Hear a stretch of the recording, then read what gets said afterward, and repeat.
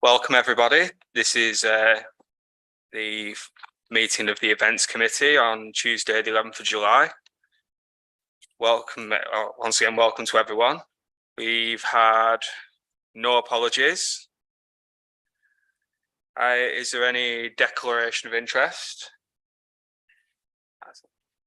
I'm a trustee of the Millennium Green when that item comes up in discussion.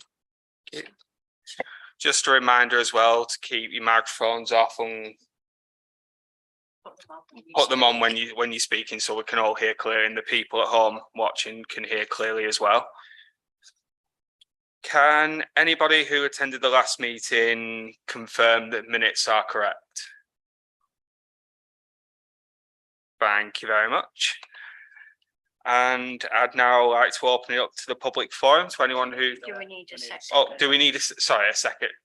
Thank you, Ian, for seconding that. All in favour? Excellent. Chair, I'd just like to apologise for my non-attendance at last meeting. Completely forgot I've had a few personal problems, like good self. So I'm putting my apologies in retrospectively for last meeting. Oh, thank you very much. And I'd like to now open it up to members of the public who'd like to have anything to say. Yes.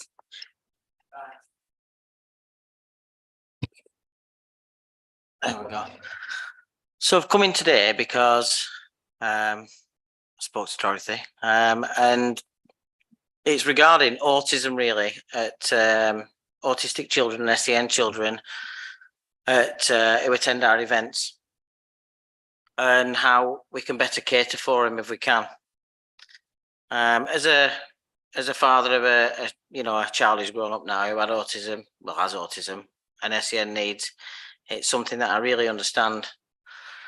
Talking to a few customers who brought it up, and they can, although they do all agree that the events are very, very, very well attended and very well organised. Thank you, Ned. They did wonder if there was anything extra that we could do. So the ideas that were banded about were sort of a quiet place where they could go, which again, you've got to think practically, is it possible? Possibly a quiet hour at the beginning of the day. So the first hour is generally quiet anyway. Can they do it with no music? And again, another idea that we're banded about would maybe be children's ear defenders that they can, I don't know, pick up free of charge, but we deposit and then they return it, if that's possible. When I say I've talked to Dorothy, I helped Dorothy with something else. She hadn't asked me to come and do this, so there we go. So yeah, so that's where we are. So the question is really what can we do? Do you know what, Craig? I agree with everything you've said. I think it is about time that we do a lot more for the children in the SEN community. And it is item 6 on our, item number 7 today on our agenda. And a lot of what you brought up is in that agenda today. In regards to the ear defenders as well, do you know anywhere where we'd be able to, is that something you'd be able to do yourself, or would you be able to get these being? I mean, I can find out where I can source them from. That's not a problem. And I am quite happy. I'm at every event anyway, pretty much, with my stall. And I am more than happy to provide that pick up and drop off point voluntarily.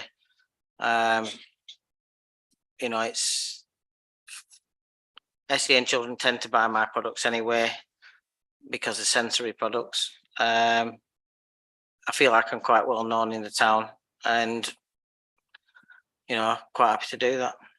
That's wonderful, thank you.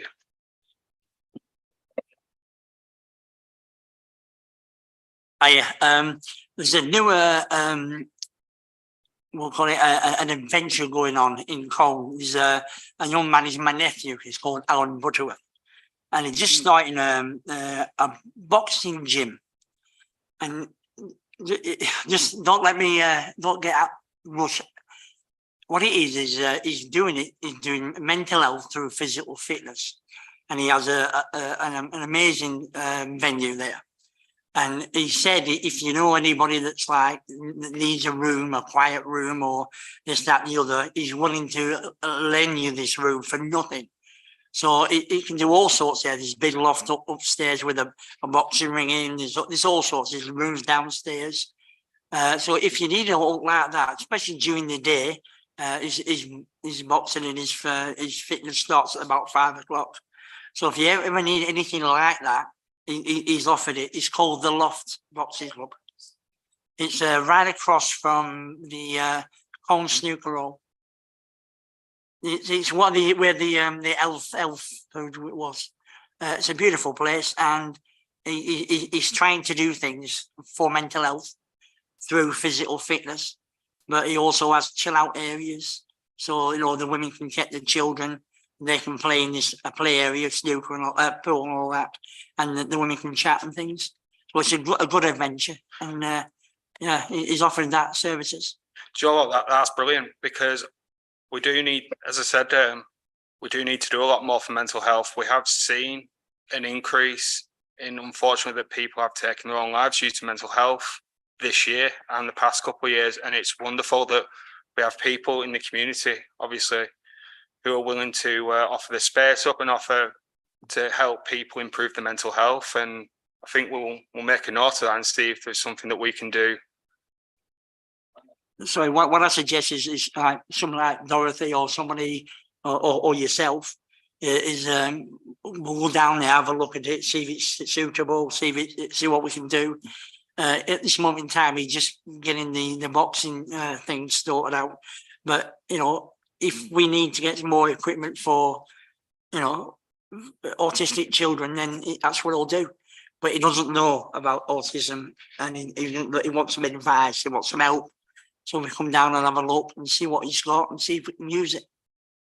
Yeah, I think that's a great idea. I'd be glad to come down. I'd also like to I'd bring down a member of Kerry Parsons. She's a member of the Colne Send community. She's head of the Colne Send community. She helps parents, obviously, of Send children. She's a parent of a Send child herself, and maybe Craig could come down as well. And Dorothy, we can go down and have a look. Arrange to come down and brilliant.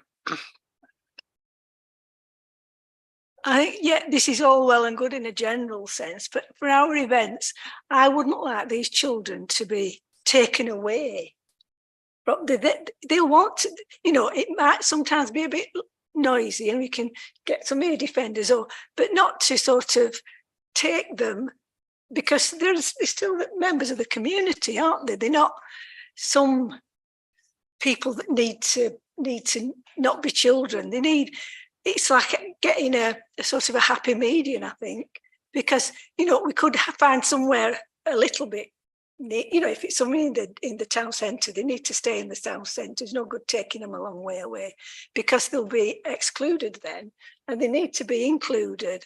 And if it's the noise, or if they don't like queuing, again, perhaps you could have a special queue for face painting for some of the, you know, somewhere else. Maybe in the Sure Start Centre, so they don't have to queue for, you know, because they get really upset when they're having to queue a lot, don't they? They don't have the patience or anything. But I think we should still let them be part of the events. That's the plan. We don't obviously want to separate them from the event itself. I mean, like, if we were to have events, obviously, in the town centre, it is on agenda 7. I have made contact with the person who runs what was the Sure Start Centre, because I know they have a sensory room that we'll be able to use. See if we'll be able to use that, or they'll be able to open on days that we have events within the town centre. And if we were to hold events, say at Alkin Courts Park, possibly use the bandstand or the area just behind it, have a little tent or a marquee, so it's there, so they're still included in the event. We don't want to see him say, "Oh, go to the secret garden" or something like that, because that's out of the way. That's out of the way of the event. They'll feel like they're being excluded, or, you know, like going into like the naughty corner. They've done something wrong, which isn't the case. They should be able to see the event ongoing and still feel a part of it. Like what Mary said, still feel a part of the event. I think, you know, they might be okay for like 20 minutes and they have to go somewhere and then come back. You know, it's got to be something like that, hasn't it?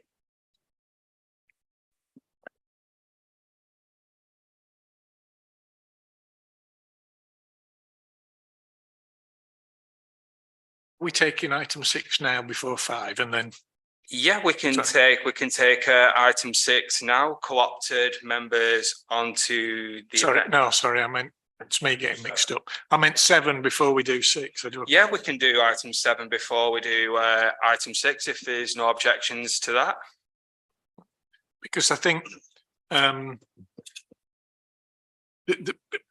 the idea of a quiet area or just a separate bit is a good idea, and the ear defenders as well. So I think from this meeting we ought to ask I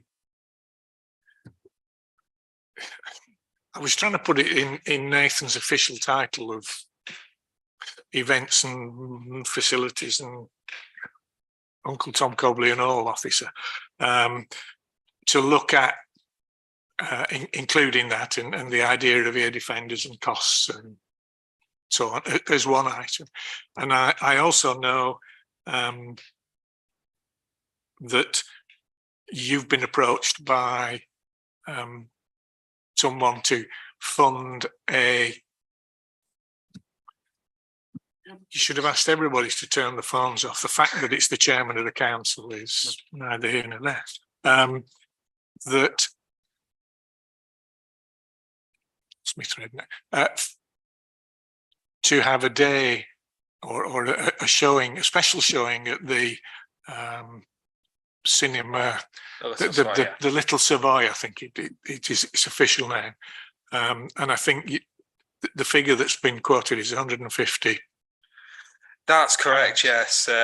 We would require the funding. That's not 1,000, is it? No, No, 150. 150. It's a small, modest fee, and for what they'd get for that is we'd basically pay for 50 people to attend a showing of a SEND-friendly film for those children aged 5 to 11. Because I know we obviously have the disco for the younger children, but it's a bit more. It's for those old, ideal. Just goes from 13. From 13 onwards, so ideal. We need one, obviously, to reflect the younger children, and I believe this will do that. And the Andrew at the Little Savoy Cinema has been wonderful, and he's offered his venue up to do a SEND-friendly showing. What I know that as this committee, we haven't the power to dole out the money, but I think we can ask that that we recommend that Finance and Employment Services Committee grant this money to hold this event, so that that's come up at their next meeting, beginning of crikey August. Good grief. I know. Wait, what? Well, if Neil's going to second me, Thank you. we're all in favour. Motion carried. Item number 7. We're doing 7 instead of 6. Oh, sorry, Ian. Sorry. Thank you, Chair. We've talked about children, and there's a lot of concerns with children, but people then tend to forget that you've got adults with mental health problems as well, and they sometimes can go into meltdown or get over sort of awed at events, and again a quiet spot for people like that so that they can be helped. And I know they stopped it now, but years ago we had pastoral counsellors who used to wander around Colne, and they did a fantastic job, and having something like that as well could be quite useful. I'm next. Sorry. Craig and Emma and myself run a disco for adults every month, and it's really funny talking about all this. And I know it's a problem, and I know it happens, but it doesn't in our disco, does it? And we've got every disability going, and you know, people with Asperger's and autism. I've only had one complaint about the noise, and that was from one of the parents. And she said, I can't stand it, I can't stand it. And I said, well, we've got rooms about, you know, if you want to just go and sit in there. So it's not too loud. We've got flashing lights. We've got Joe on the disco. We've got them up dancing, singing. And it's really funny, isn't it? Because you know that they could go into that meltdown, but oh, touch wood, nobody has yet. No, you watch next disco, it'll be mayhem. There's two organisations that are already in Colne. I agree with you about the pastors. I used to speak to them every time I was around, and yeah, they were really good. I had a lot of good conversations with them. But the two organisations, I bet you will. And the two organisations, there's one on this evening called Menkind, and that's at the Citadel. That's on at 7 o'clock tonight. But if we wanted, if there was an event on, you wanted to use their services, I'm guaranteed that they say yes. And there's also another one called Mind, and that's from the Citadel as well, and they tend to do more ladies than gentlemen. Sometimes, right, you know, it's one of them things. But both organisations are well equipped, and the people in that run them are fully qualified. So if we wanted to have an event and have something for them to go, they could go there. They would definitely agree. So we can use them, and they get funded by the government. So it's yeah, they won't say no. So we can always use them. Thank you. Nathan, would you be able to make a note in contacting those, so then we could possibly have them participate in our events as well? If we've got the passes, obviously they can obviously walk up and down, obviously our events in Colne Town Centre at Alkin Courts Park. So it's more inclusive then to everyone, obviously the adults as well, which Ian's suggestion, and obviously Neil and Dot's suggestion as well. We can contact those. And yeah, I've made a note, so I will contact them. In regards to the ear defender idea, Dorothy mentioned it a couple of weeks ago. She got the idea from Craig. We do actually have money in the events budget if that's something that the committee want to invest in, so that the council can invest in the ear defenders. And if Craig's happy enough with his toy store to be the collection and drop-off point, I think that would be quite a good idea for events, because then they can still be involved without feeling like they're being taken away. I've beaten you to it there, Neil. I am actually moving it, and I think it's a good idea. I've been listening to Craig, I've been listening to everybody. We need to support our young people and all our citizens, no matter what walk of life has thrown up, what the walk of life has thrown up on them, whether they are sensory perception difficulties, whether they have mobility difficulties, whether they're whoever they are, no matter what they are, we need to support them.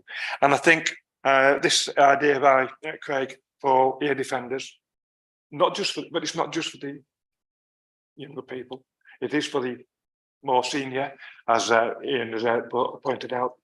I believe that we need to do this, and yes, I do agree with Menkind and Mind, because I've spoken with Jan at the Open Door.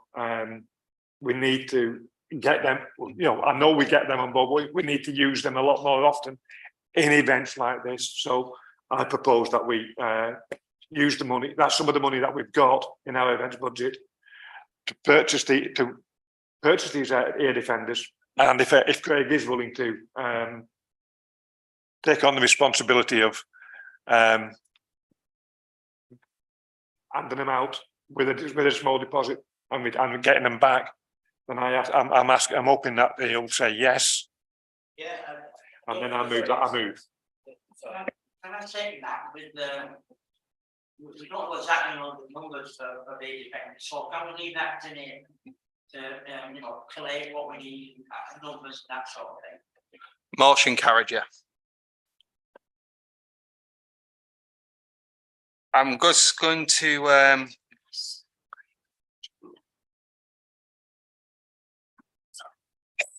just going to go in and read the proposal in full for number 7. I know Craig mentioned it as well. It has been mentioned about a designated sensory area and sensory room, and it has been mentioned that we have approached those at the show start, obviously to use their sensory room for town centre events, and would have something similar set up, obviously for the events at Alkin Courts Park or Millennium Green or wherever else all over Colne that we can have these events. A quiet hour as well, I believe that's something that we can achieve as well. As Mary mentioned as well, the priority ticket access for like children or adults with SEND needs. I think we can liaise with all primary and secondary schools within Colne to make sure that we can have these tickets issued out at a child level. And maybe we can liaise with, obviously, as Neil mentioned, Mind as well. We can then get those issued out at an adult level. Sorry, there's another one as well, what does seem to go down well. Therapy animals. A lot of people do find comfort in animals, whether they be dogs, cats, owls, guinea pigs, rabbits. They do find great comfort in them, and they can be quite comforting in times of stress. Does anybody know of anyone who can provide us with those services? Thank you, Chair. Paul Citadel, she's not there at the moment. She's had a minor op. But there's a woman is turning up once a fortnight who does animal assisted therapy. So linking in again, saying before about linking in with Citadel. I think a lot of people are not aware of how many services that organisation actually puts on, and linking into them, I think, is going to be a big way forward. Okay, would you be able to note, Nathan, to contact Colne Citadel about the therapy animals and see if we can get them to come out for our events? Yeah, no problem. And invite them, obviously, we can get an invite out to them to the next meeting. There's another thing that got raised, a resident raised this with me, the issue of disabled parking in our town for our events. When we have events in Colne Town Centre, obviously the Red Lion car park's used, and we also use the car park outside the market as well, which it does then limit the number of spaces that we've got for disabled parking. I know when it comes to parking, it's not in our remit. It is something we are going to have to ask Lancashire County Council for, to see if we can get some additional spaces, maybe down Dockrae Street, perhaps get a couple more spots down there, so then we've got spaces there where they can park. Possibly, I did consider us asking the health centre if they'd let us, because it's nearby, if they'd let us use their car park on a Sunday, if we've got once they're closed, maybe on a Saturday or a Sunday, if we could use their car park, if they wouldn't mind, obviously, to get some spaces. So it's more accessible for those who need wheelchairs, mobility scooters, the elderly who can't travel that far. And also Nathan person. When we do town centre events, we normally close Hartley Square and Parliament Street car park, meaning we only lose 9 disabled parking spaces. The Red Lion car park stays open because that's got the most disabled parking in Colne. So we do try and accommodate disabled parking. Like I said, we only actually lose 9 spots, whereas we do speak with Pendle Borough Council, who own the car parks, to make sure that we can use all the car parks around the town centre, and we do advise on marketing material that we have got parking available at the different car parks, and all them car parks do have plenty of disabled parking. So I just wanted to make the committee aware that we only lose 9 spaces when we do an event because we don't use the Red Lion car park. Is there a way, well, we could get those 9 spaces back? Do you think, like asking, obviously the health centre and see if we can get some provisional space on Dockeray Street? You know, if I mark some spaces off, do you think we'd be able to do that? I think it's something you would struggle with because you would have to get consent from Lancashire County Council. And to do it on a temporary basis just for an event, they wouldn't do it, just because obviously the amount of money it costs to show that they are disabled spots just for 1 day, 2 day, whatever. You would struggle. Obviously people with a disabled badge can park on double yellows as long as it's not too close to the junction. So they've got that option as well. Thank you, Chair. Have you approached the Exchange project to ask them if they could just use their declare their car park for the duration of the event, as long as no one's there, as a disabled only car park? They might be amenable to it, Chair. Is it a car park that they own private? Is it their own? Yeah, we can route to those, and obviously that's closer to the town centre, isn't it? And it's accessible. It's easier for people. That's what I was thinking, Chair. Exchange project one just across the road. It's a good idea. They are locked, but most councillors have a key. Have you? No. Well, anyway, most councillors have a key for it. There's 6. Yes, I have. Yeah, there's 6 spaces there, and when there's an event on, this building is not used, so there's 6 spare ones there. Neil's referring to the council-owned car park just behind the flagpoles, which we can unlock, but members of staff do park the car there when they arrive in the morning for an event. I know the town clerk does especially, but there's nothing saying we can't open the other 4 or 5. Brilliant. I'd like to raise that this is these suggestions are passed. Could I have someone second that, please? Can I just add something? something? No. I was just thinking, I had a lecture this morning from Lancashire County Council, as a lot of us had, and I don't know whether it's going to push things up here, but Earl Street, Duke Street, Chapel Street and Knowsley Street are all going to be resident parking only. Earl and Chapel have it, but only halfway down, but it's going to be the whole streets now. And I think it's going to push vehicles up this way, but that's beside the point anyway. Go on, take the vote. I think that's something we can discuss at like a full council meeting. I'll let you know how it goes. I'll say no more. Thank you. That's the motion passed. And now, 6 co-opted members. I'd like to propose that we first write to the bid and ask for them to co-opt one of their members to come onto our events committee. We can ask them if they'd like to co-opt a member onto our committee, and there's been a proposal as well to co-opt Craig onto the events committee. If you like. Could we have Second that. We've got a second. That one's that. Are we all in favour? Motion carried. Thank you very much. I can inform the committee that Anissa is happy to be co-opted onto the committee again. I asked her this afternoon if she was proposed onto the committee, would she be happy, and she has said she would be.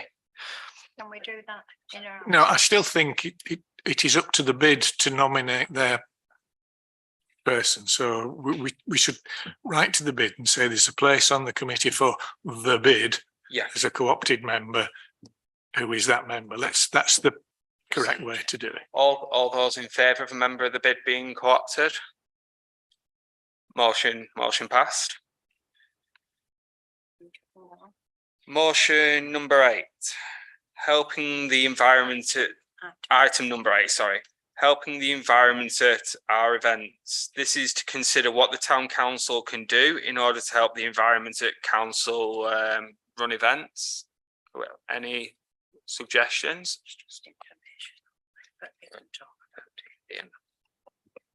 Thank you, Chair. I'm looking at Sunday's event. I think we need to have more recycling points at events and more litter bins or rubbish points as well. There was, I think more was needed. There were some on Sunday, but a lot of them were out of sight to people. And I think also as well, one of the problems with having litter bins is that by the end of the event, because the council don't, if it's a weekend, they don't empty them. By the end of the event, they are overflowing. But definitely recycling needed.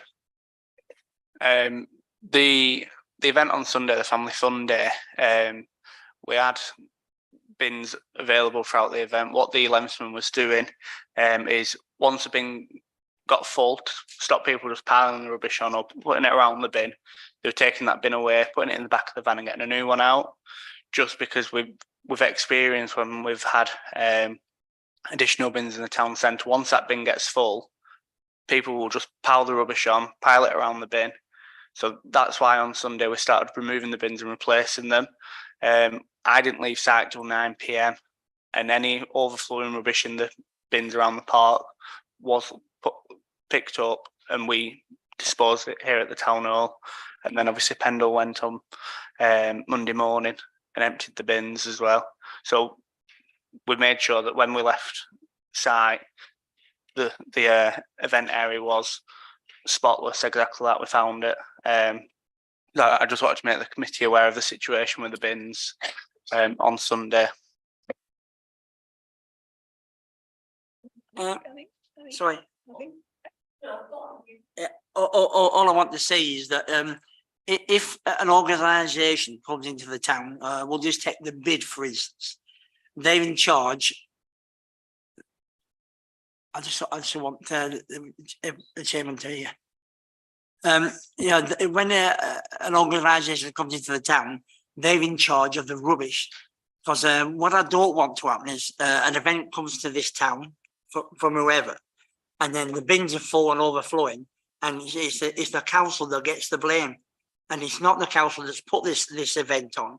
So it must ensure that the event organiser, in writing, is responsible for rubbish and clearing of rubbish. And we all know, me and Dorothy have been on this years and years and years, and there's never enough bins.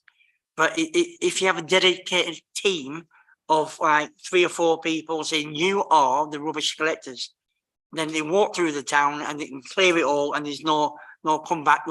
No matter what event you put on, there's always full bins, and we need to just have a designated team to empty them bins. I'd love to be on that team. I think one of the things that I noticed was that we needed more recycling bins, because it was great. We were picking up the litter and people were throwing them in the bins, but there was only really black bins. And even on stalls where we were organising, there was just a black bin rather than the recycling bin, because most of the rubbish is recycling. It's bottles and cans and those thin cups. So I think we just need to sort of say, right, we're going to put brown bins clearly marked, because a lot of people are from Accrington where they have blue bins for throwing rubbish in, so that we just make sure that we are recycling the easy things, which are the cans, the bottles and the thin cups. Even if we just do that, that would cause an amazing amount of less landfill. And when I was going out of the site, there was a bin that was overflowing, but all it needed was another recycling bin next to it, and people would have put most of that stuff that they were trying to put in the ordinary litter bin into the recycling receptacle. So it's just sort of things like that, I think. And I think it's, as you say, litter will just accumulate, won't it? And whatever we do, there will be some problems, but I just feel that we can just do a little bit more on the sustainability. And we were picking up plastic straws, red forks, and we shouldn't really be having people selling those. Yeah, and was there polystyrene as well? Polystyrene. I spoke to the lady next to us on the snow stall, and she said that a lot of places were not allowing her to go and trade because of what she was selling the snow cones in. And she was thinking about alternatives. And I think if we are more aggressive on that, people will have to say, right, if I don't do something that's more sustainable, I won't be able to go to Cone. Then they'll make an effort and get a better receptacle for whatever it is that they're selling. That's just my view. Yeah. I will say, apart from the Pendle bins, which were overflowing, and I think the one you were talking about, I just showed them a photograph of it. As I was leaving just before the thunderstorm, you wouldn't have thought that anybody had been in the park, and that's thanks to Alice and Michael and Ian and anybody else that was picking up the litter. You just would not have believed anybody had been there. So thank you for that. That's our team. And of course, Nathan. And who? Nathan. Oh, Nathan, was he a part? No, I think it was Callum that did it. Chair. Callum did more work apparently. Did he?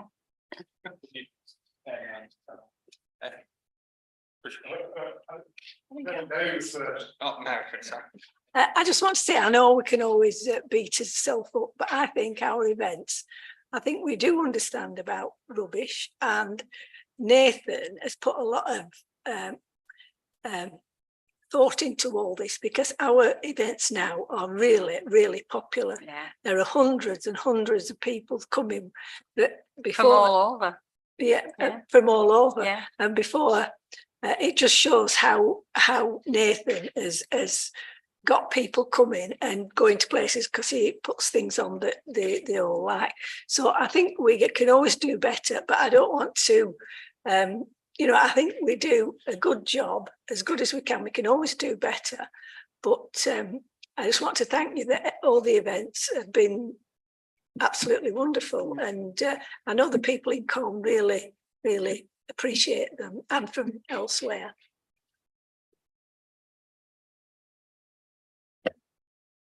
Thank you, Chair. Yeah, I agree with what's been said. We do need, especially with what Alice was saying about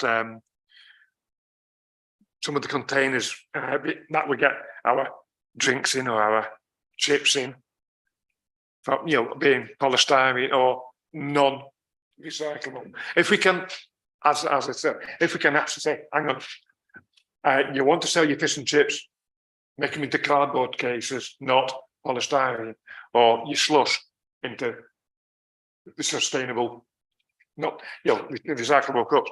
But as Mary said, some of the events that we do are brilliant. Thank you, Nathan, for putting them on, for organising them. But yes, we can do better. We're great. We're not greatest. We need to be the great. We need to take a little phrase out of Queen. We want to be the champions. Thank you, Chair. Oh, we'll be singing it at the next meeting, probably. I felt it really showcased our park. And I got talking to a lady with two small boys, and she come from Burnley. And she said, you know, she takes her boys all over Lancashire to different parts, Lytham even, you know, and she was amazed. She'd never been to Alkin Courts, but she said, we'll certainly be coming back. So that was really nice to hear that. Yeah, no, it was an excellent event. Excellent. Well done, me. I particularly like the Paw Patrol. I think It's that good. whoever's in that suit was amazing. I never saw that. I like that clown fella as well. Don't know the word, but There's Yeah, been, yeah.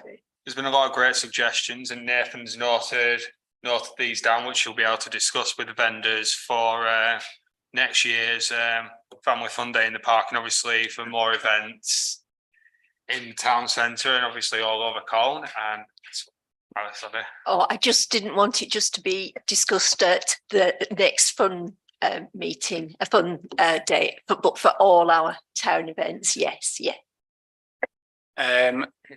A lot of the vendors, traders that attend, we're practically fully booked now for this year. So because they're already booked in, we wouldn't be able to say you can't come if you don't use this. But for next year, it's definitely going to be on the booking form that you must use sustainable, eco-friendly trays, cups, straws, whatever. But we wouldn't be able to put it in place for this year, unfortunately, unless we get any new traders. But then obviously it could kick up a fuss between traders, but it's definitely something to do for next year.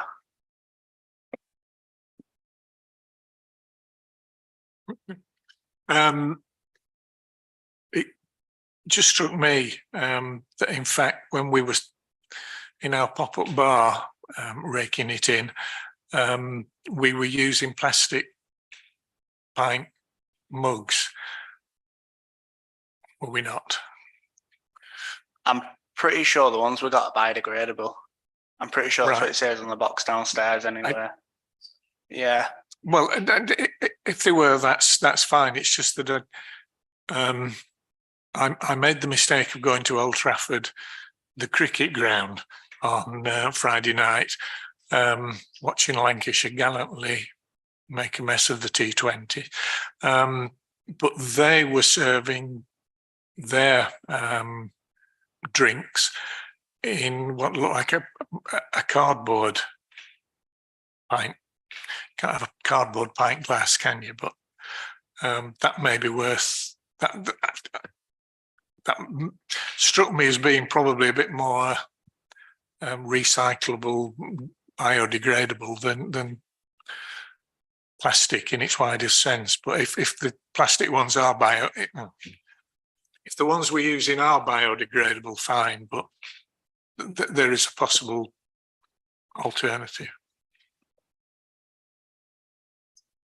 I was just going to say, I know that we've booked these various vendors and they might not be doing what they should be doing environmentally, but if we can just sort of write to them and just ask them if they've considered changing, because it might not have even come onto their radar. And that's all. Yeah, no, I agree with Nathan. I think it's better leaving it until next year and putting that enforcement in. I think at this stage now, you know, people are not, well, they may not turn up, and you know, I don't know. If it's on for next year, then that's a big step forward for us.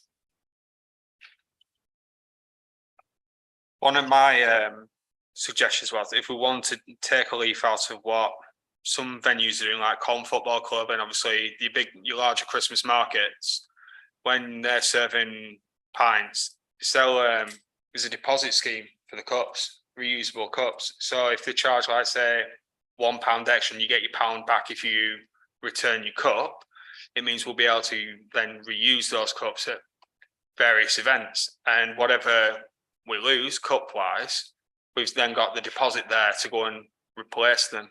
So we can then try and reduce our own carbon footprint by using reusable plastic pint glasses. I think, Anthony, you can't, we were looking at this for the blues, but they were saying that you can't wash them. You should just chuck them away. You know, they either have to take them home or they can bring them back, but then they're not allowed to wash them and give them somebody else or something. So we've been looking at that, but I know the pubs down here was looking at it, but they didn't think it was sustainable, and they've all got to do it rather than, you know, only a few do it. They'll lose all the sales. It was quite complicated, but I'm sure they will look at it every year. They were keen to find a way to do it, but you know, I think it's more difficult than just doing, you know, the one. If it's only one venue, like they used to do it at the beer festival, but if it's all over, you know, so you're taking this thing all over with you, it's difficult. That's how they do it in the Colne FC. So in enclosed environment, you pay £2 for your cup, and you can actually take it back to the bar, and they'll give you £2 back, or you can take it home and use it at home. But they have an enclosed environment, so you know, these cups won't be thrown around the park, if you will. But it's a good idea.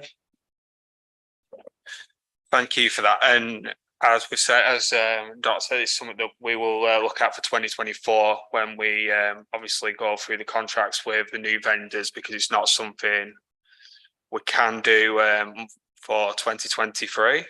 But thank you everyone for the suggestions. I just want to move on to item number 9 now, the feedback for the Family Fun Day. I just want to say thank you again to Nathan for organising, again, another fantastic event, and invite him to give the feedback from the event. So Sunday's event, I think it's fair to say it was quite a success. It was good to see the park so busy, people enjoying the variety of activities, entertainment, stalls, and everything in between. Couple of things I picked up from whilst running around at the event is portable toilets. We didn't have enough, but obviously we didn't expect that many people to turn up. And the location of the toilets, they need to be in a location where people can actually see them, which is obviously a change we will make next year. The bins, we will make sure we get more bins for all the events, but I do agree, because of the amount of people that attended, there was a lot more rubbish than we anticipated. But like I say, when I left site, you wouldn't have known anyone had been there. We've had a couple of complaints about parking. Obviously, from when we put the event poster out at the get-go, there was a bit on the post that said there is no parking available in Elkin Courts Park, and for people to use Holt House for parking. And we then had that going out on social media several times building up to the event to make sure people was aware that there is no parking in the park. However, some people don't listen. People still do it, which it can't be helped, but obviously we want to try and prevent it. And I think for next year we need to look at having a steward on at Holt House to make sure people are parking sensibly, so we can get as many people parked up there as we can. And they're the only bits of criticism or bits where we can improve that I saw or people have mentioned. But if any of the committee have got anything else that can be changed for next year, it'd be good to know. But feedback from people that attended and traders and the contractors that put bits of entertainment on it was a great success. Everyone enjoyed it, and I think people are looking forward to next year already. I'd like to suggest that we write to the Pavilion Cafe to thank them, because they have one toilet, and I was told by somebody that worked there that she wasn't opening that toilet, but actually she did, and she opened the staff toilet as well. So I thought that was really nice. I was down there and she was just guiding people in, come on, next, you know, apart from their cafe being busy as well. So that was helpful. That was helpful. So I think we should just thank her and her staff for that. I second that. We can have a letter sent. Yeah, a couple of things. I walked around there, I helped a little bit picking litter up, and I filled a massive bag. And the problem that we have is sometimes people on a grassy area, they eat their chips or whatever, and then that's where they leave it. You know, they don't make an effort to walk towards the bin. What we did a long time ago when me and Dorothy did the Green Rock, I walked around with plastic bags and I opened one up and said, hey, that's for your rubbish. And when people were sat in a group, they actually filled this bag up for us. And then I just went, you know, about every hour, walk around and swap bins over. So that did help. And having bins, we had a little chat earlier, having plastic bags everywhere, around trees or little bits of things. If the bins are there, they'll use them. If they're over there, they won't. That's the nature of the beast, and that's how it is. So I think if we got some bins, some plastic bags, maybe not as big as those things that I filled, because I couldn't lift it. I was dragging it around. So, but then get some little plastic bags. I'm quite willing to walk around and issue them out, and they'll get filled, and they won't be on the floor. So that's the bins. I think that will work. As for parking, if we write to the rugby club, and the rugby club has well 2 or 3 pictures, and you can, if you write to them, they park, they camp on there, the Blues and things like that. So cars are allowed on there. If you write to them, I'm sure they'd have a designated parking space. You know, have a couple of stewards up there just directing them, because people park anywhere and everywhere, and I think that would help. Because the problem with events on the park and the gala, we have the same problems. Is people just park where they can. They see a gap and they park. They don't care where they park. Or we've had it before where people's drives that they pay thousands of pounds to make this drive outside the house. There's people parked across them. We have it on any major event up there. We put signs everywhere. We write letters. The gala says, we put letters through the doors saying, sorry, the gala, this time of year gala, please, you know, and we put signs on trees and please don't park across from neighbours, and you still get them. But if we can have a designated parking space like the rugby club, and it's only a walk down the field, then if say again, everybody's lazy. If there's a car park over there, they'll park here because it's near the venue. But at the rugby club and them pitches, they are near the venue, so it's only a quick walk down the field into there. So that would be an idea. Residents who live around the park on this event obviously get frustrated when they go shopping and come back and they can't park. It's just the nature of the beast. But if we can get a car park and on every poster that we put out saying please park at Old House, and if we block the park off so they can't get in, you know, then they'll have to force them into that area. Bins, parking, that's me done. Thank you. Thank you. One of the problems with stopping parking in the park was some of the vendors needed access to transport. I know one situation arose with the snow people. They'd run out of ice, and the poor guy had to walk all the way down to Aldi's to pick the ice up and walk all the way back because his car, he had to park his car so far away. And obviously they had to stop trading. And I think we should allow vendors, if they need transport, to park close to where they are. There was enough room for them at the back of the tents. But stopping vendors from parking there does cause them a lot of problems sometimes. Just a quick one on that, Chair. If we get if Nathan does a sticker for his car, then you know a vendor, then you know, they park behind the gazebo. I mean, there's plenty of room. A little sticker would solve that problem. Thank you, Chair. Yeah, alluding to what Neil was saying about parking across car. I had a couple of people complaining to me over the last couple of days regarding the parking in and around Holt House, not on Holt House, but the lead up Harrison Drive and some of the and the streets and the close off the top. because as you know, we've got disabled people up there. And I am champion.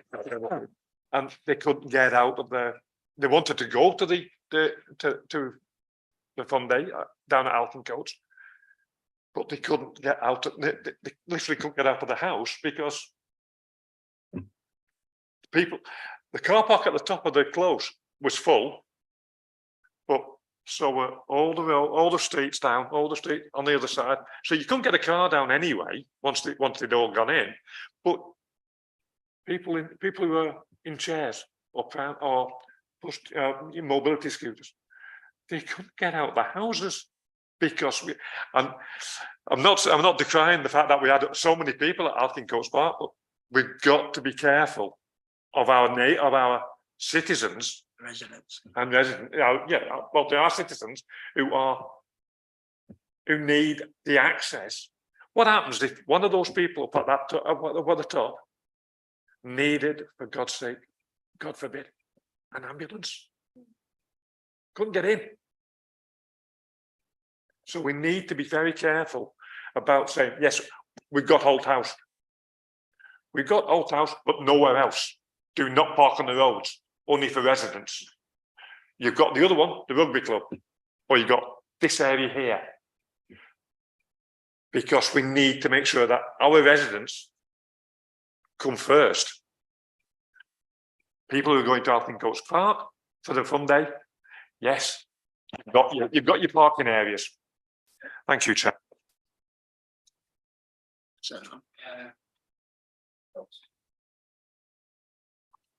Picking up on something Neil said, I noticed when you're walking around with a bag, people will come to you and put the rubbish, the food parcels.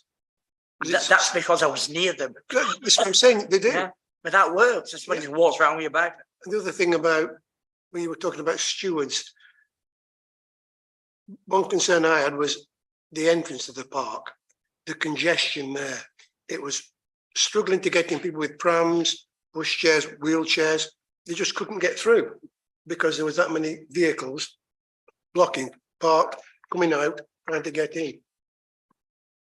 So when I went back about stewards, I thought a good place to have a steward would be there at the entrances to try and stop that. Sorry, I'll come in afterwards.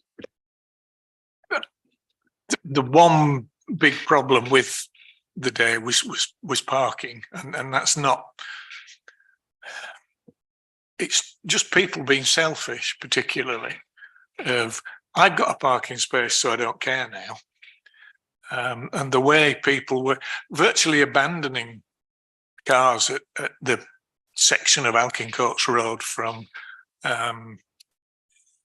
Barcroft Street upwards, like it's just been said, people with prams couldn't get through. If anybody was in a wheelchair, they couldn't get through. I don't know what the solution is. Everything said on it, please, there's no parking in Alton Coach Park, please park up at Holt House. So they then go up Harrison Drive and think, oh, I can't be fussed to go all the way up there.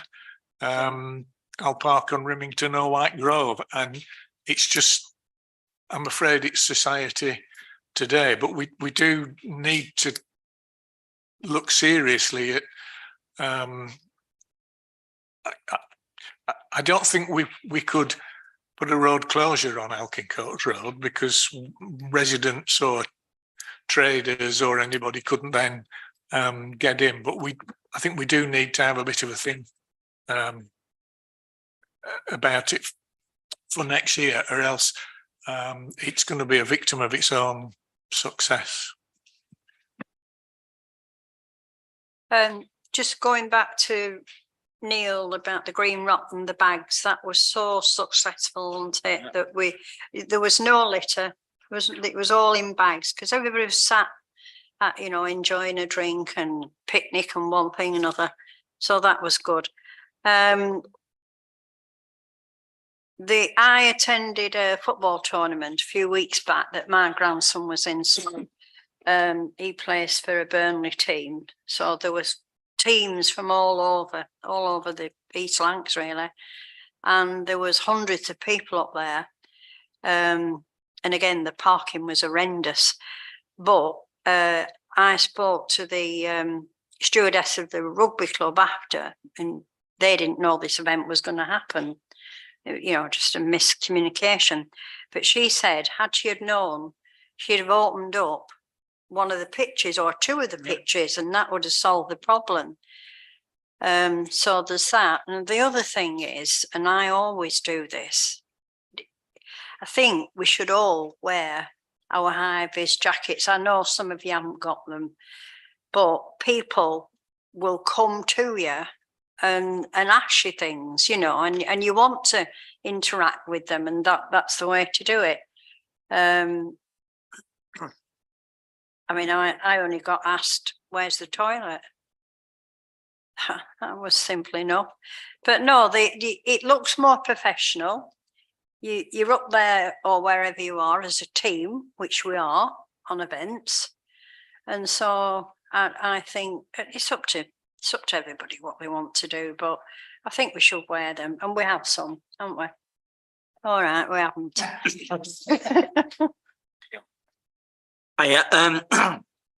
We have the same problem at the Gala.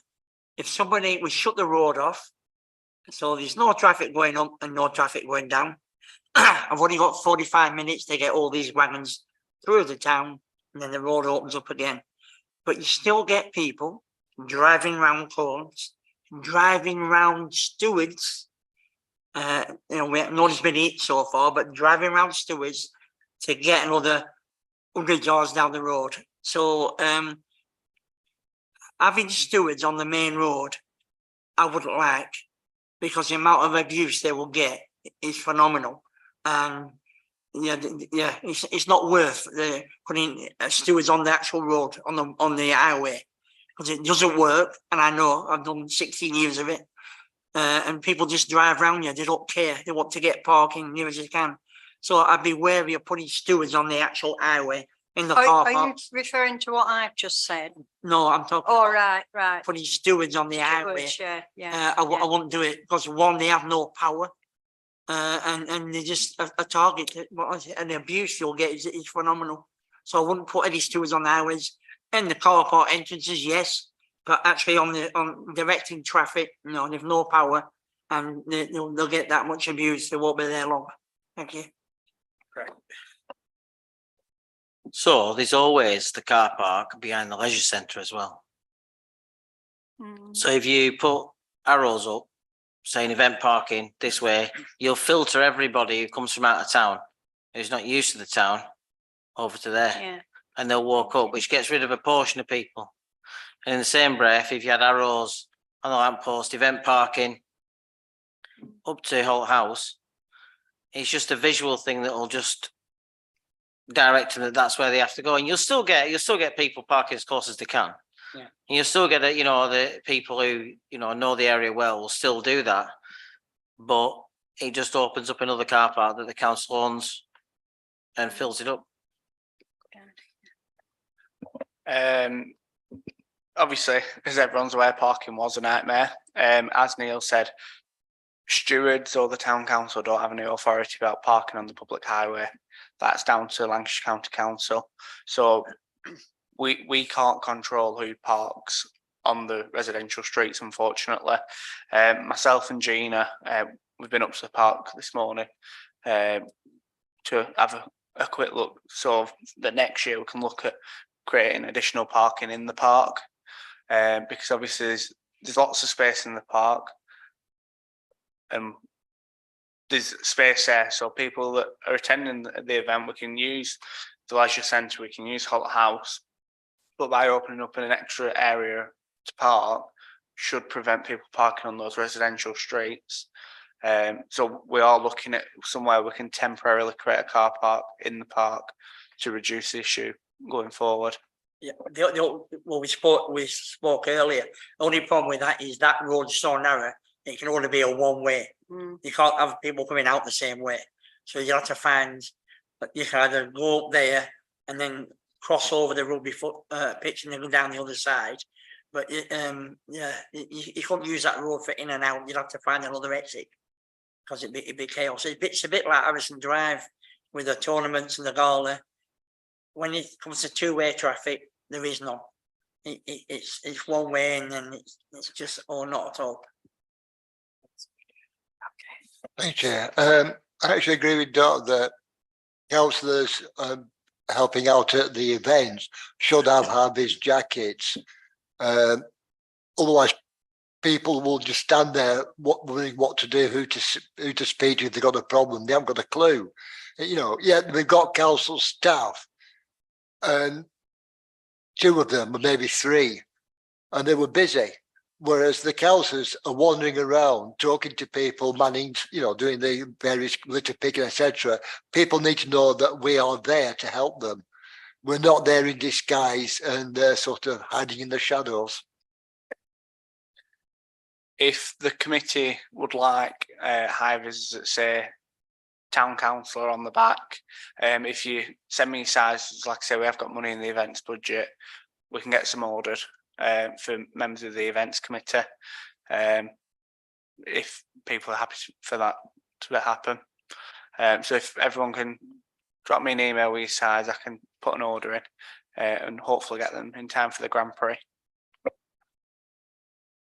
Sorry, I just wanted to say as well, we trade quite a lot of different places, and Colne is the jewel in our crown. You know, not just because we live here, but because of how well organised it is. And so many traders say to us, Colne, you know, they try to get in. You know, they're like, it's like dead man's shoes, really, to put it another way. You know, and I just want to say how fantastic as a trader that Colne Atkin Cotsway, it was actually my best day of the year so far. Thank you for that. I'm just and thank you for everyone's suggestions about the parking as well. I'm just a bit mindful on the time, as we've got quite a few moments to go through on the agenda. So what I'm going to do is I'm going to propose that we raise the issue of parking at a future meeting where we can come through a full proposal on it and so if we can come up with any proper solutions to the issue. Thank you. I think what we haven't talked about, has just popped into my head, is to encourage people, local people, to walk to the park. And if we had something like a treasure hunt leading up to the park for the kids, you know, the mums and dads will maybe, I don't know whether it will work or not, but to encourage, you know, as many people as we can, to walk, yeah. That was my idea, Nathan, not yours. Thank you for that, Dorothy. Now it's item number 10 for an update on the Colne Grand Prix, due to be held on the 25th of July. Sorry, Tuesday, the 25th of July, 2023. So it's 2 weeks today till the Grand Prix is back in town. I got a figure from the other organisers last night of people entering, and it's looking like we've got quite a lot of entries this year for all races, really. In regards to the event, we've just sent off for the local sponsor banners to be printed. So we obviously write letters to local businesses asking them to sponsor the event, and they get an advert in the programme and a banner. So that's waiting for those to be printed, but everything's booked. The only things that need booking is the race numbers, which they'll get ordered tomorrow, ready for race night. But everything else has been taken care of. Asda have kindly donated some bouquets of flowers for the podium, which is always great of Diane at Asda. But everything else has been sorted. We're going to have a couple of stalls on in the evening like we did last year, one being Craig. Farry with her Asian treats is eager to come, and then a local cake stall wants to come and do cupcakes and stuff like that, which is good. And then we've got the food units on, like we always have done. We had an ESAG meeting with Pendlebury Council a couple of weeks ago now, and everyone involved, so North West Ambulance Service, Police, Fire Brigade, LCC, Environmental Health, everyone was happy with how things are going for the Grand Prix, and they were all happy with the event management plan that they'd been sent as well. So it's we're all ready to go for the Grand Prix. If any members of the events committee are free on the day and are happy to marshal the event with our team of volunteers, that would be very much appreciated. And you can have a packed lunch in return.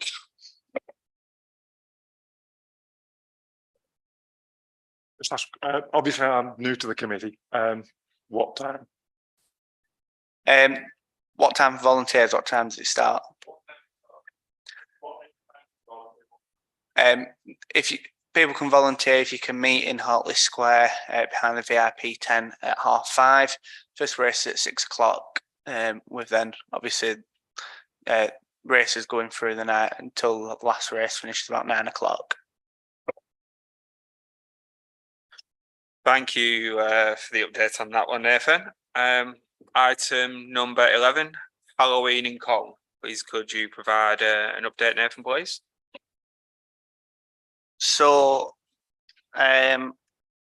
everything's been done for Halloween. We've brought in quite a lot of Halloween themed entertainment this year. So obviously the face painters will be returning, because I don't think we could have an event without the face painters, not looking how busy they were on a Sunday anyway. We're going to be having scary science shows and spooky slime making workstations to obviously add to the Halloween theme.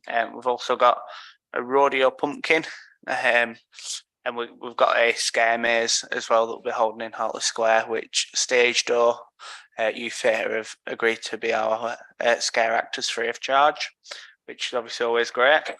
And then obviously we'll have craft activities, storytelling, and walkabout entertainment as well, which will be Halloween themed. We've got 27 stalls booked on so far. I think we've got about 2 pictures left for that event, which they'll go in no time. And obviously we've got the fun fair booked in as well. But that's pretty much it for Halloween. Thank you for that update, Nathan. And I call on your services once again for Remembrance Sunday. Thank you. So we had a delivery whilst I was on my holiday of lamppost poppies. So it was brought up a couple of months ago about asking the local knitting groups to knit poppies for the lamppost. I've only just had a price off them, unfortunately. And if they can actually accommodate 100 poppies. However, the poppies we get from British Legion, which are the lamppost poppies, you have to order it beginning of March, because otherwise end of March they sell out. So we have had to order them, unfortunately, just in case obviously the knitting groups couldn't accommodate our request for the knitted poppies. But we are in discussions with the knitting groups to look at it for next year. But everything's booked, so the first aid's booked, the road closure's in place, we've got the order for that. The PA tannoy system that we used last year on the back of the quad bike, which was a lot better than the year before, we've got that booked and ready. AB Brass Band have confirmed that they'll be attending as well. And we've already got the reef ready downstairs for the service. And just like last year, we will be firing a maroon or a bird scaring rocket at 11 o'clock on Remembrance Sunday as well. Thank you very much for that one, Nathan. And hopefully we can get the, I think it'd be really lovely if we got the knitted poppies along with the ones from British Legion. I think that would look really nice. Did I miss the British Legion tea and coffee? Did I miss that? We've never arranged that. It's always been the British Legion that sort out the buffet and the tea and coffee after the parade, unfortunately. Okay, no worries, no worries. Thank you. I know it's a bit early to be saying it, but we've got to obviously plan Christmas. And it's time to talk about Christmas in Cole, which will be held on Saturday, the 25th of November this year.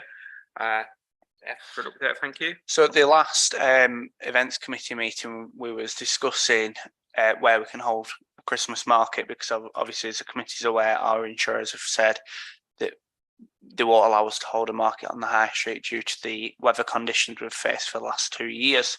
So the committee was happy to move using the Ernest building on the provision that we have a site visit, and members of the committee did come and have a look at the space, and it has now been booked, so we can hold our Christmas market within inside the Ernest building, which is obviously only a 2-minute walk from the main event area.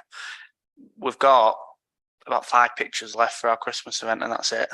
As soon as we sent emails out, we had traders coming back wanting to book on. We've had to turn traders away because I've already got traders that sell similar items, and we've got some hot food vendors that book that will be on the high street as well. When we had a look at the space, it is a big space, but we're going to transform it into a Christmas village. So myself and Kaylee looked at different decorations, different stuff that we can do, and we have actually received all our decorations ready for the week of decorating the space. Within the building, we're going to be holding a Santa's Grotto, which will be free for children, and they'll get a free gift from Santa. And we have found a Santa now. We've found the real Santa Claus.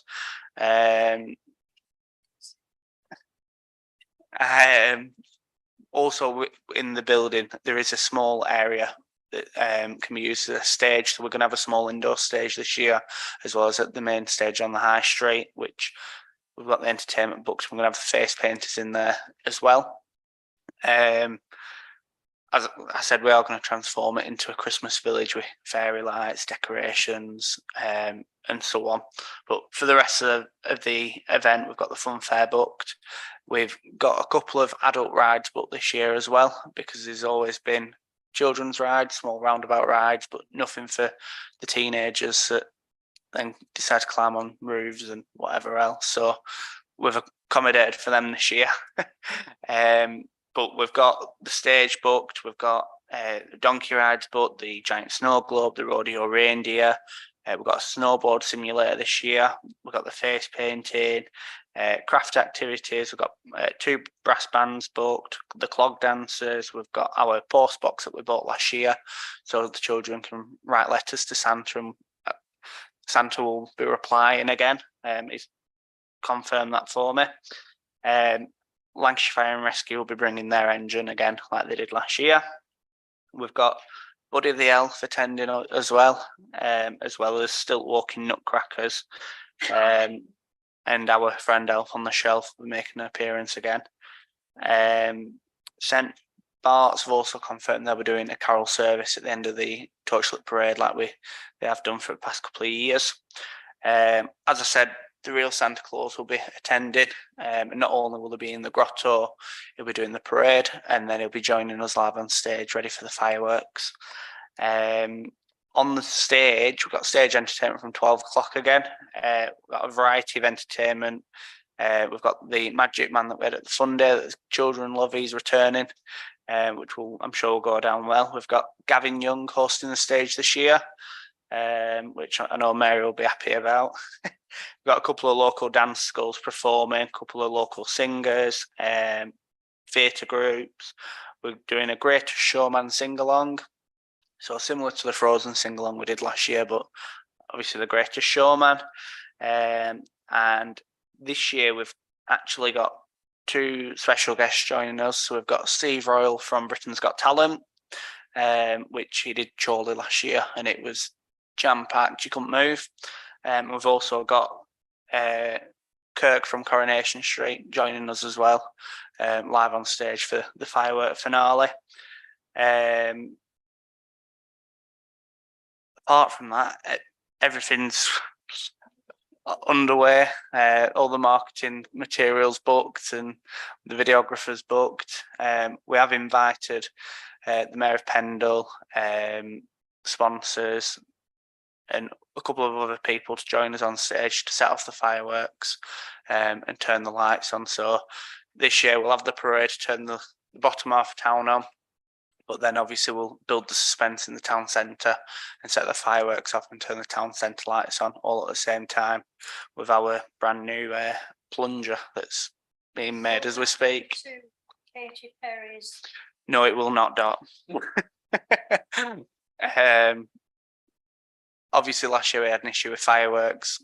Company that we've gone with this year, they do Keighley, Blackburn, loads of local councils and bids, displays, and they've guaranteed we will have fireworks. Said obviously if the weather conditions or anything we've faced in previous years, they'll take the more high risk stuff out. But they are aware of the situation, the wind and weather that we've faced previously. But we will be having fireworks this year without a doubt. Is anyone any questions?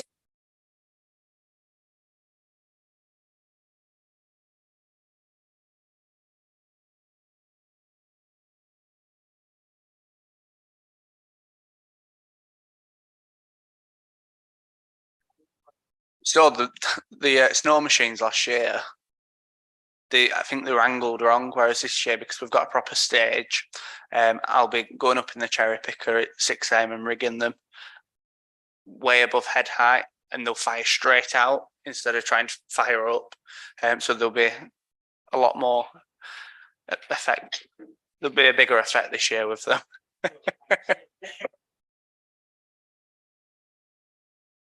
And you've got two singers, but you've also got Gavin, who's a great singer, who will set them all.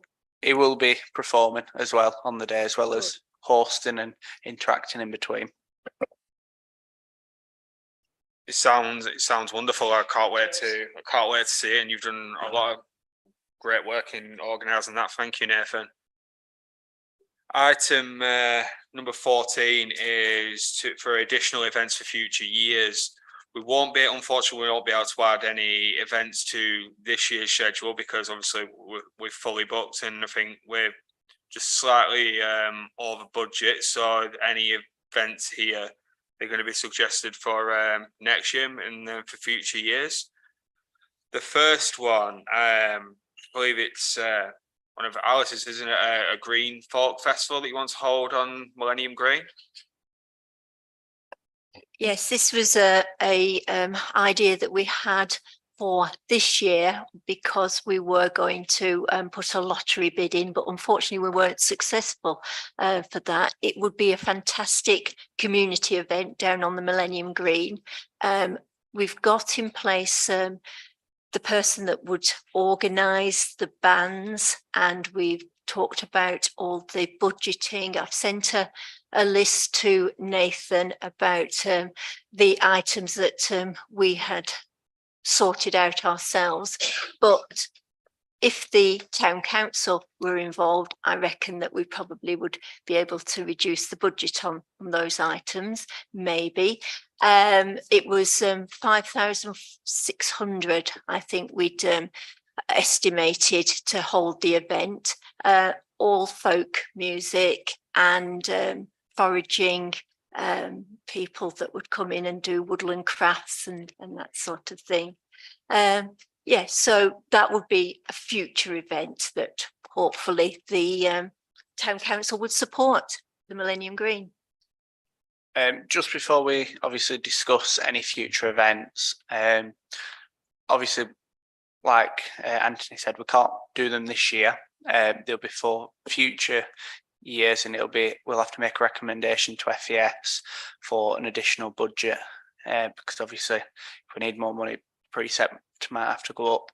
In regards to the figures you sent to me this afternoon, the budget will need to go up definitely, because I think the figures are a little bit underestimated.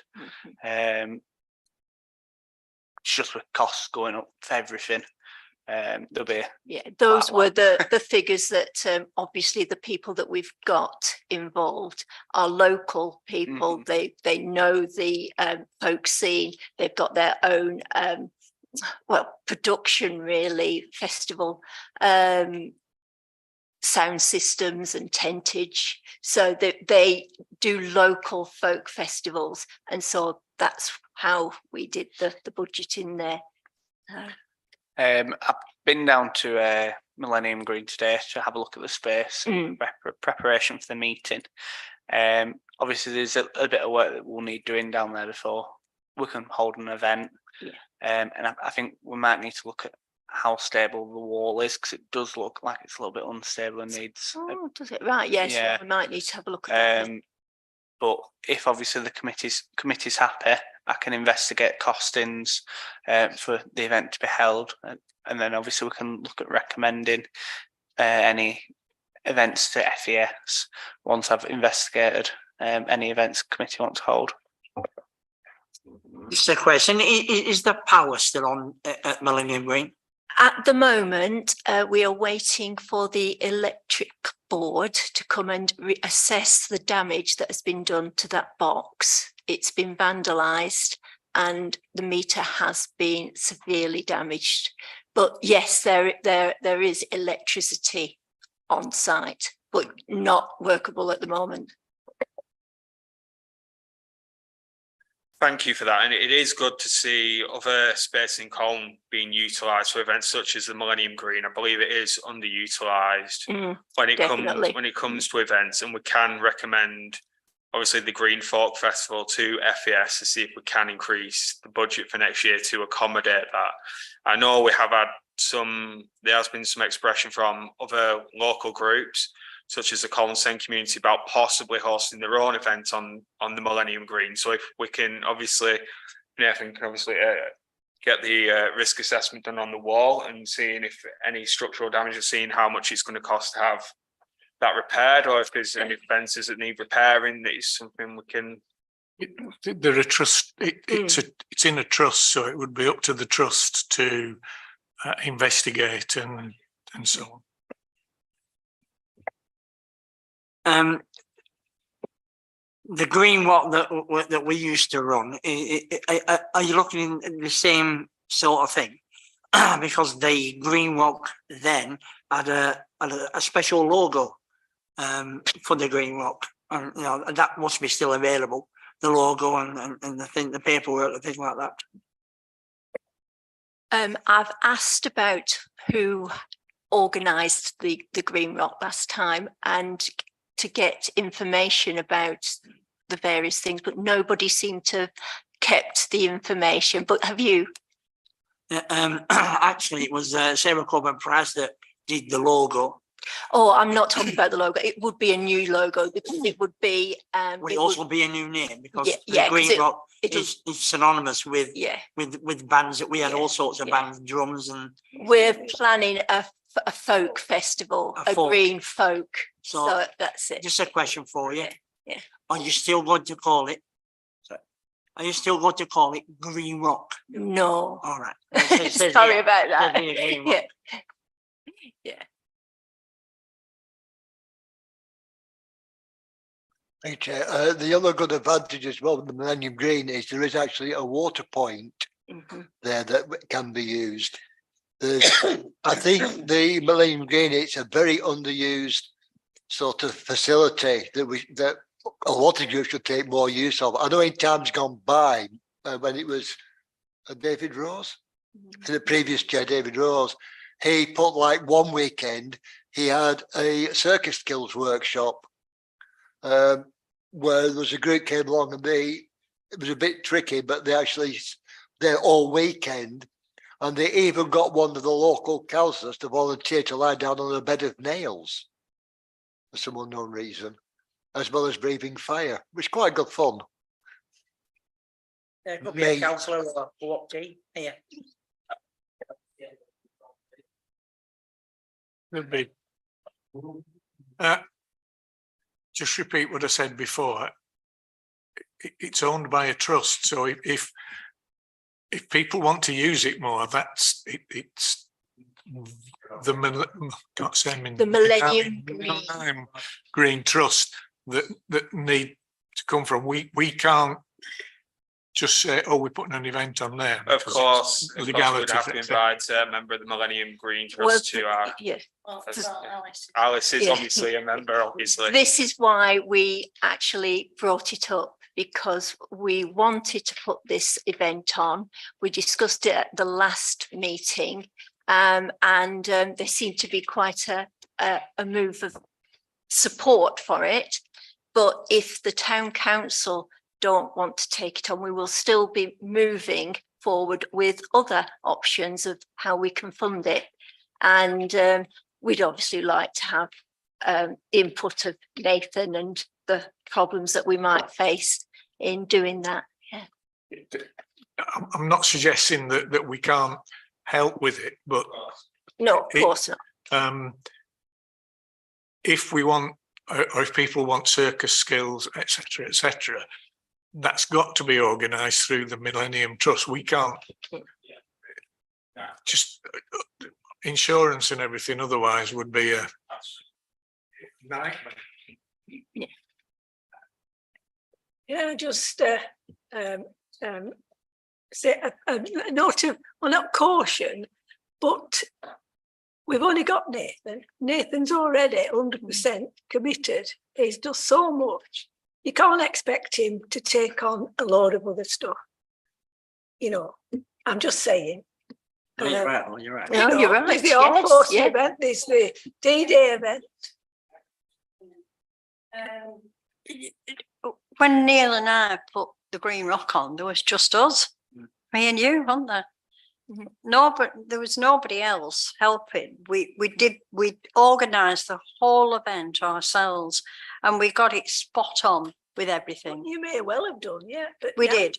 Yeah, but the town council now has, it's got much bigger. hasn't Yeah, it? but There's what more what things. I'm saying is, it can be done Yeah, by but the you could- people that want it. But I think Right, Nathan so- would have to oversee it because We didn't have Naomi involved, did we? Can I just say, so if you want to put an event on like that, you've got two experienced councillors here. This is, yeah. And we still have connections and things. Yeah. Two old You know, rockers. so I agree with Mary. I mean, putting more work on Nathan is just well silly, really. Yeah, at the end of the but- day, we were just going to have the Millennium Green as organising it, running it.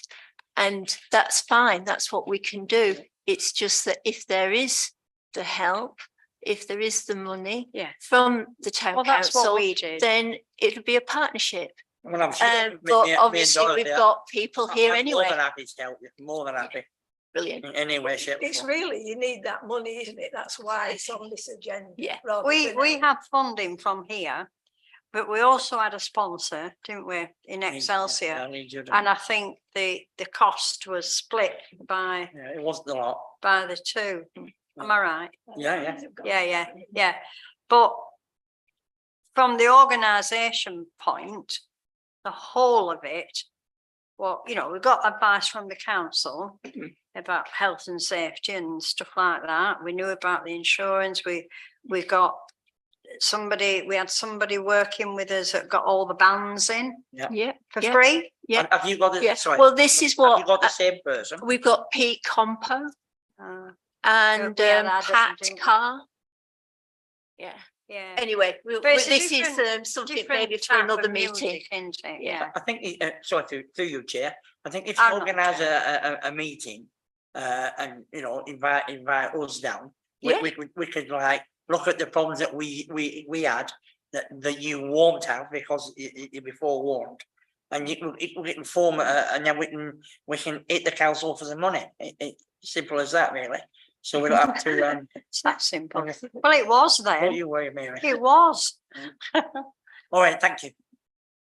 Thank you. And again, we all know the amazing work Nathan does. And I think as a committee, I believe that we can all help Nathan in any way we can by volunteering to help you with these events, help set up these events and help keep them going, because it's unfair that it's all on your shoulder. I think we all can do something to help. Anything that you need us to do, just we'll be able to come and help you. He works 5 days a week, you know, 9 till 6, and then he's working all night and all day, and he don't get, you know. you can't I don't ask him think to do anybody's it. actually asked Nathan to do this, have they? Am I right? Well, he does it for all our events, doesn't he? I mean, this event. No, yeah, but I'm just saying. And you're right, Mary, you're right. The next one, and next year marks a very important day in the history of our country. it's the 80th anniversary of the D-Day landings. And it's something that we really should be commemorating. And with it being with the Armed Forces Day as well, which is something we don't usually celebrate in this town, but I believe it's something we should be celebrating. I'm proposing that we look into a study at possibly holding a 1940s themed day or weekend across the town, whether we have events in both the town centre and Alkin Courts Park. It's something Dorothy has mentioned that you've Got his tank. well, she might be able to acquire us a tank for the event and arrange for a parade through for the regiment to have a parade through the town centre. I'll try to have a march through the town centre. It is something that we're going to look at, seeing a feasibility study on how much it's going to cost and how we can do this. But I see that other towns, such as Howth, they do these events and they're very popular. They're bringing a lot of tourism for the town. They're bringing a lot of money for the town. And I believe if it's something that we can do to commemorate our brave soldiers who fought for our freedom all those years and gave their life for our freedom all those years ago, I believe something that's worth considering and celebrating. And you mentioned the town and the park.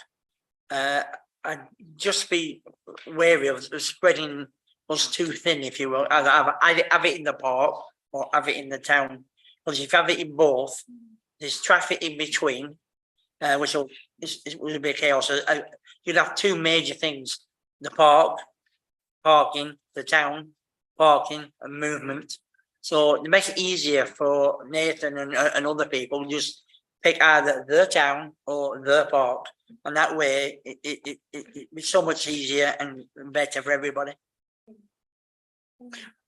So two of the items that are on the agenda to consider. First one's the Armed Forces event. Burnley did a brilliant Armed Forces event on Father's Day, where they had like parachute displays, they had army vehicles, they had a real variety of stuff going on. Which these 3 years ago, then they stopped, and the chap at Healthier Heroes picked it back up this year, and it was a cracking event, to be fair. The item for the 80th anniversary for the D-Day, that's something we got from NALC, as they wanted town and parish councils to come together, lighting a beacon in the evening to mark, obviously, the occasion, hence the document that everyone should have received. So in that document, there is different types of beacons that we can purchase to be a part of that celebration, that anniversary, and get the community together to light the beacon. Obviously, if the committee wanted to look at putting the two events together and having an armed forces event with different activities and bits of entertainment taking place, and then into the evening slow the event down slightly and light the beacon, that's something we could look at. But obviously it's something we will need to look at costings for, so we can make recommendations. But in the purple document there is different beacon ideas, some that have quite a lot of cost to them, some of them that are quite reasonably priced. But obviously we need to look at what the committee wants to do so we can investigate it and make recommendations. Thank you, Chair. I've been looking at, while you were having your meeting before, I was having a quick look through this. I like the idea of the beacons. And you picked up on the possibility of a parade. Yeah, I like the idea of the parade. But what I was suggesting, or what I'm going to suggest is, if you do get a regiment to come in, also invite all your veterans. Right? Well, I'm one of them. Yeah. So we all need to be a part of it.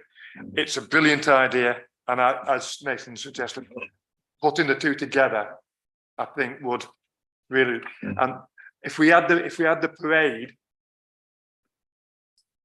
in towards the end of the day, and walking or marching to where we've got the beacon so that we can all take the salute at the beacon.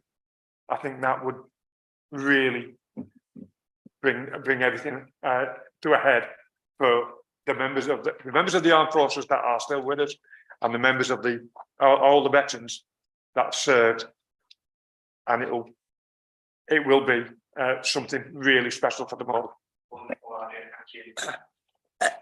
I'll ask someone else again. Going back to your point, these regiments for Dorothy knows obviously they're serving members, and they want to enjoy the night time. So if you get them here at 6 o'clock marching, and I don't think they like it. If you know what I mean, they come in the daytime, they'll be fine.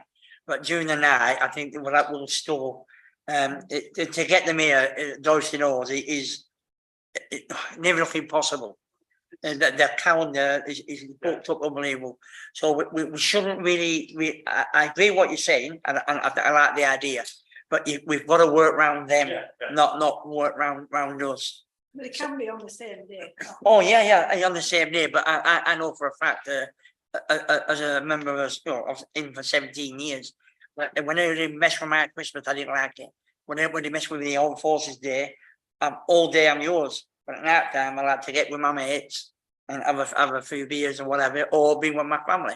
So I wouldn't rely on them marching to like the beaten. But if we work around them, to get a meal will be a feat. But if we work around them, I think that's the best way to go. So my original question was, Nathan, what my suggestion were not have it in two areas. What's your thoughts on that? So when I did the agenda the day before I went on holiday, and whilst I was taking the long drive down to Cornwall, I was thinking of what we could do. So one of the ideas I had was do an event in the park, because that would be an ideal place to light the beacon, because obviously you haven't got the health and safety implications of cramming people in between buildings in the town centre or anything like that. The idea I had was to have a variety of performances and activities themed to the armed forces, and then in the late afternoon have demonstrations from some of the groups, but then in the evening have like a 1940s sing-on or whatever, and come together to light the beacon. So there's stuff in the day to keep everyone busy, get people to enjoy the themed activities, but then slowly come together to light that beacon without obviously ruining anyone's other plans and stuff like that. So my original question was, are you going to have it in one venue, whichever it is? In one venue, yeah. One venue. Yeah. That makes sense. Yeah, just going back to the regiment, I did contact somebody a couple of months back. I mean, it all depends where they are, and at the moment they're in Cyprus. And I can't remember when he said they were due back. So he said, ring back next year, I think.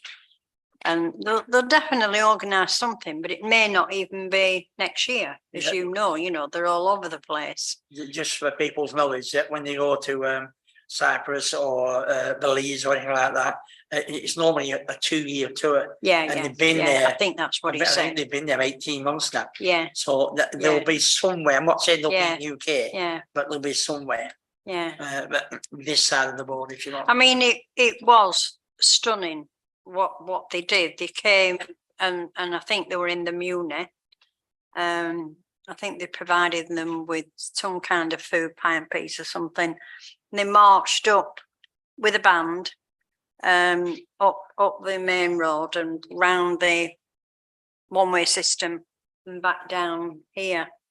And it was thrilling, it really was. And I think they have a police horse in front. Yeah. And But the band. it's just a major thing, just getting them here. Oh God, yeah. So we'll do I'll present myself at Preston Barracks. Thank you for that. You just have to, Yeah, quick- just a quick comment. I'm just looking at the date for the 80th anniversary of D-Day. It looks very close to the gala. Could the Yeah. procession be incorporated into that? we- Or Fortunately, I'd like to move the gala either the week before or the week after. But it's on chance the week before and the week after. And it always rains on the third On the Saturday. But parade. if you had any money on that, I'd bet it would rain on the third Saturday. And I think it's on the 15th next year. So I've already got my brolly ready. So we can't move the gala for a lot of reasons, but the main reason is that there's other galas on around the area. Mhm. And there's other activities on around the area. And now we have the Saltbox Challenge on the same weekend. Yeah. So he mentioned Father's Day, and as far as I know, the Saltbox Challenge, it wants to get sponsors, it'll also be on a Father's Day. I don't know why, but that's what it is. So I'd have a look at that as well. I mean, obviously the town comes first. Yeah. You know, whatever event, whatever organisation wants to do whatever. You know, we're here to serve the members of the town. But I'd look into dates as well, very much so. But we can't move the goal, unfortunately. I think we're going to run into, all the time. no, well, we're going to run into overtime anyway, but we're going to run into having an event every week in June at this rate, because Armed Forces Day next year is the 29th of June. D-Day is obviously the 6th of June, which is a Thursday. So any event on that day would have to be truncated to, you know, after tea, night time-ish. And it won't, Or the Saturday, or the like that. well, yeah, but if this is part of, Always on but if this is part of a national lighting of beacons, we need to do that when they're doing it. I think to start now thinking of a 40s day or a whatever's day, Haworth do one, Padiham do one. So I think we would come out the worst of that, because I'm sure people are already booked up for those years in advance. So I think we just need to lower our expectations a bit,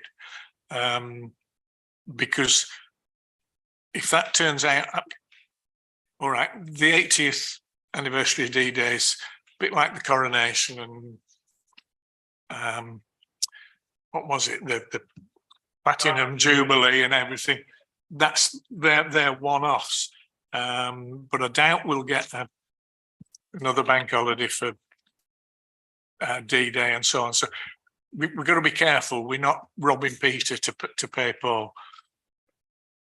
So if we take each item one by one, so we'll start with the armed force event. Does the committee want me to look at costings involved to put on some sort of armed forces event, and then once we've looked at costings, we can look at dates and see if it fits in with other activities in the area. If the committee's happy, I can do that. Yeah, not a problem. And the 80th anniversary for D-Day, if the committee's happy, I can look at what the costs involved for a small event on the day, with a small bit of entertainment before the beacon lighting. If the committee's happy, I can look at that as well. Mhm. No problem. Thank you, Chair. One thing that we need to include, it when we're talking about like Armed Forces Day, well, mainly the 40s, the Second World War, is the vital role that the uniformed organisations such as the St. John's Arms Brigade and the Boy Scouts, and a lot of the Scouts, you got 14-year-old Boy Scouts in London during the height of the Blitz, actually doing rescue work, directing traffic and risking their lives. And we tend to forget about that side of it. We tend to look at the armed forces and that. We also, a lot of people don't realise that we have the Air Cadets, I believe, still in Nelson. We have the Army Cadets in Barnoldswick and in Briarfield, and to include these groups as well. Also, with the I can't remember what I call them the Queen's Lancashire Regiment back in the day. Now they also had I don't know if they're still going, the 4th Volunteer Battalion, which was you know about them. Yeah, well, every regiment has a Yes, auxiliary, and if the regs can't come across because they're busy somewhere else, asking if the TA unit, the TA battalion, could march through. Because again, it's the territorials tend to get very, very little publicity, especially during the war. We relied on them, the First World War. During the Cold War, the TA were ready to go and defend the country, and they got no recognition, and they still don't. And we need to give them that recognition. Thank you, Chair. Also, for those who remember, for those who have watched all the movies around D-Day, who were the apart from the guys who were stranded on the beach, who were the guys who were rescuing them? Fishermen. The canal boat owners, the ferry owners, the fishermen. No, but it was still, but you still have to use them. So we need to recognise them as well, because and the TA, as you mentioned, who was there? Who were there when we were needed them in Iraq and the Gulf War? I think everybody on these sort of days come together anyway. At this moment in time, or for the last how many years, I am the Armed Forces Champion for Pendle. So I deal with a lot of cadets, a lot of veterans, and a lot of societies that deal with veterans, like Althea Heroes in Burnley. Amazing place, amazing. But I'll just take cadets for a moment. To book a cadet or a few cadets is quite hard work now. You want to deliver, I think, 12 weeks notice, and you've got to do all this and all that, and DBS checks for people that are associated with. So it's not as easy as saying, "Can you bring your lads over to cheers? Thank you." It's not as easy as that. It's hard work getting cadets nowadays, and with this modern society, that's the way the life is now. It's all crazy. But you'll have a task to get a lot of cadets in one place at one time. A lot. Thank you for that, Neil, and Nathan's taking a note of that. It is something we can then discuss at the next meeting. When we can go through a full itinerary and what we can and what we cannot do. Thank you, everyone else, for your suggestions and input as well. It's all going to be taken on board. I just want to move on now to item 15, an update from Colne Bid. I don't think we've got a representative here from Colne Bid today. I don't know if Nathan's got an update. So as Anissa couldn't be here, she has sent an update. So they are working on the Food and Drink Festival, which will be on the 29th of July. So the Saturday after the Grand Prix. So they're going to have obviously stalls, demonstrations, entertainment, and then the food map like they did last year. They've confirmed a date with the Super Soapbox Challenge for Father's Day next year, same weekend as the gala. And they're also looking at the light parade again, where they're applying for funding so they can put that event on for the next 2 years. But that's the only update that they've sent, unfortunately. I mentioned that you were to write to them, and then it's all We ask them to take the sign down that's still up outside. What was the Yorkshire Bank? From the last light parade.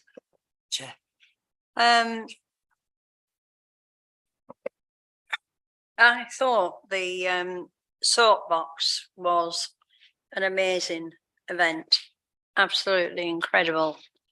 But to have it on the same weekend as the gala, I don't think was a great idea, because we practically had the road closed for 2 days. And I think Neil might have said It prevented people getting up to the gala field.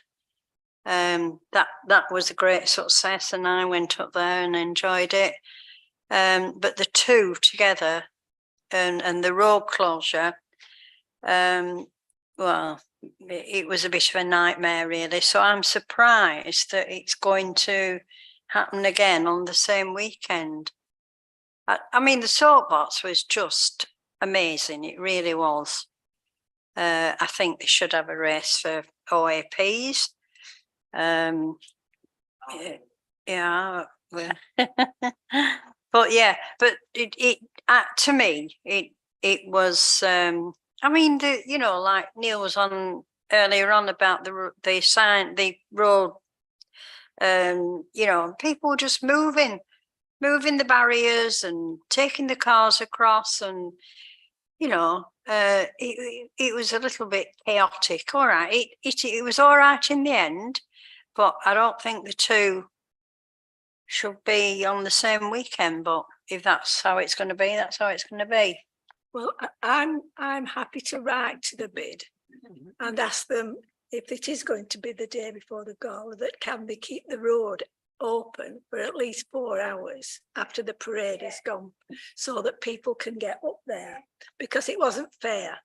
And people were just, I mean, I went on the parade and I stopped at Sainsbury's and I needed to go somewhere, and I asked Howard to come and pick me up, and we only live on Keighley Road. And how long did it take you?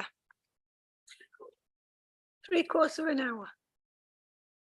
Yeah, and there were lots of people who had been on those floats, little children who had been on the one for the Colne FC, and they'd come in to get the mums and dads from Sainsbury's, and then they couldn't get up to they didn't get up to the gala because they couldn't get up there.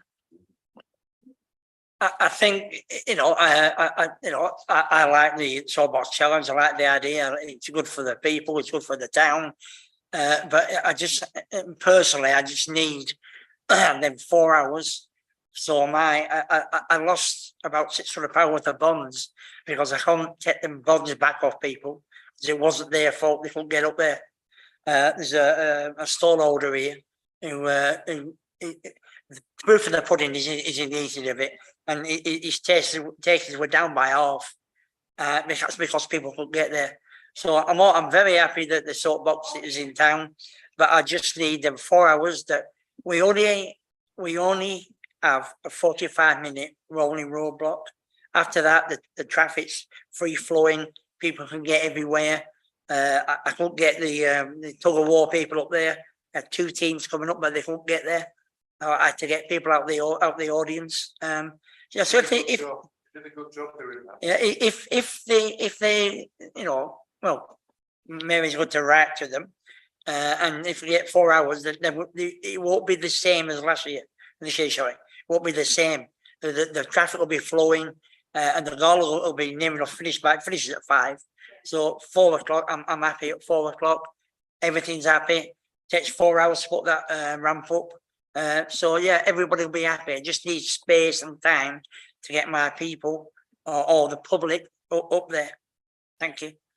Thank you. I agree that we will write to the bid, but I just want to say that Anissa and the bid team, they did an absolutely fantastic job. It was the first time that we've had soapbox in Colne, and obviously all events they do have teething problems, as we've experienced with our own, obviously with the family fun day. Every event does have teething problems, and we do need to work in harmony so both events can go ahead, and we can allow for, obviously, for free flowing of traffic, and nobody's going to lose out.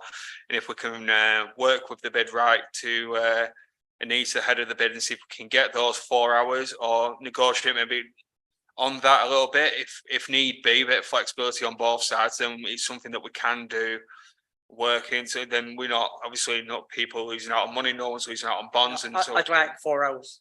Well, we'll ask for if you try and put it down, then it doesn't work.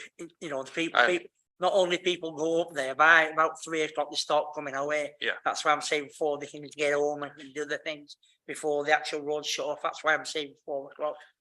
Please, that's what thank you. Well, Mary will write to the bid to get that. Thank you very much. Now, item 6, items for future month's agendas. Obviously, we mentioned Joe about the parking situation that we do need to sort out for the events in Colne. Obviously, further discussions on the additional events for future years. Does anybody else have any suggestions that they'd like to raise at any future meetings? No, thank you very much.